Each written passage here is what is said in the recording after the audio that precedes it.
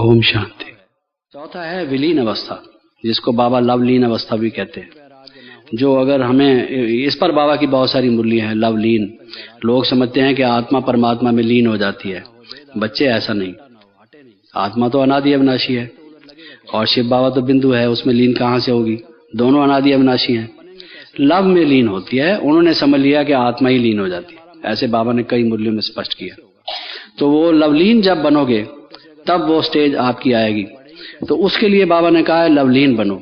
बच्चे, लवलीन बनो, जिसको मैंने कहा है विलीन भाव हो। विलीन भाव, मग्न, मग्न अवस्था भी बाबा इसको कहते हैं, लगन में मगन। तो ये मग्न अवस्था या विलीन भाव कैसे आएगी? इसके लिए बाबा ने क्या कहा है? एक तो बाबा कहते हैं बेफिक्र बादशाह बनो। विलीन तब होगे जब बेफिक्र बादशाह बनोगे। कोई चिंता नहीं, कोई फिक्र नहीं। बाबा है, सर्वशक्तिमान है, उसकी छत्र छाया में हम हैं, हम उसके बच्चे हैं। फिर हमें क्या फिक्र है? वो करने वाला करेगा, उसने रेस्पॉन्सिबिलिटी ले ली है। तो ये बेफिक्र जब होगा, मन में सबसे वरीज जो हैं, वो कहते हैं it is not the work but the worry that kills a man. मनुष्य को जो मारता है वो उसके वर्क नहीं मारता, काम नहीं मारता। जो उसकी वरी है, चिंता, उसको मार डालती है।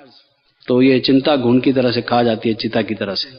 और मनुष्य का मन उधर जाता है जिधर उसकी या तो चिंता हो या चिंतन हो। दो चीजें हैं, चिंता या चिंतन। योग जो लगेगा वो चिंतन से लगेगा।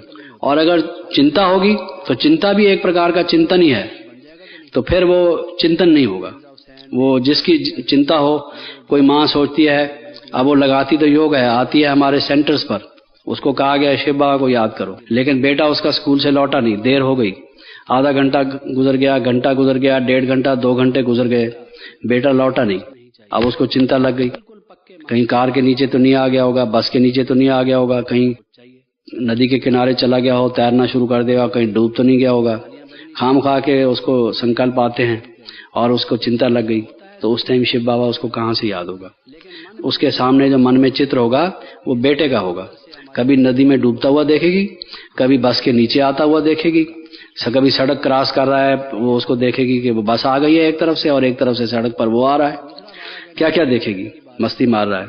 तो वो परम धाम भी याद नहीं आएगा, मैं ज्योति बिंदु हूँ वो भी सामने नहीं आएगा, शिव बाबा भी सामने नहीं आएगा, ये याद आएगा।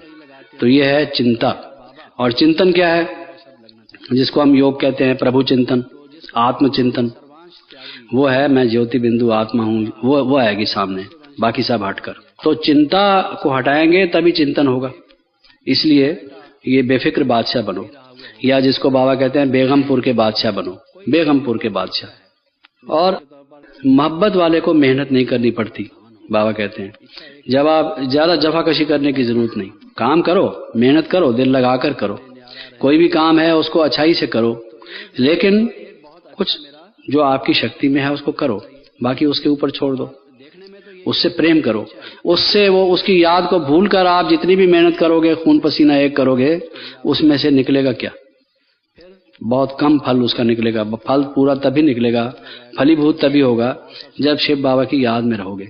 इसलिए उससे बरकत मिलेगी, उससे उसकी मदद मिलेगी। शिव बाबा की शक्ति थोड़ी भी अगर आपको मिल गई तो आपकी कई गुना हो जाएगी। और अपनी ही शक्ति से करते रहोगे, उसको कितनी बढ़ा लोगे? जितनी आपकी क्षमता है उससे कितने गुना उसको कर लोगे? एक की डेवड़ी कर लोगे, डेवड़ी की डबल कर लोगे, और क्या करोगे? उस सर्वशक्तिमान की शक्ति अगर आपके साथ जुट गई तो वो तो 1000 टाइम्स, मिलियन टाइम्स हो जाएगी। आप ये देख लो, दोनों में से जो समझदार आदमी हो, दोनों में से जो चुनना हो चुन लो। क्या चाहिए? उस सर्वशक्तिमान बाप की अगर मदद चाहिए तो उससे प्रेम करो, उसको याद करो, तो फिर आपको उसकी मदद मिलेगी। फिर कल्याण हुआ पड़ा है, काम हुआ पड़ा है।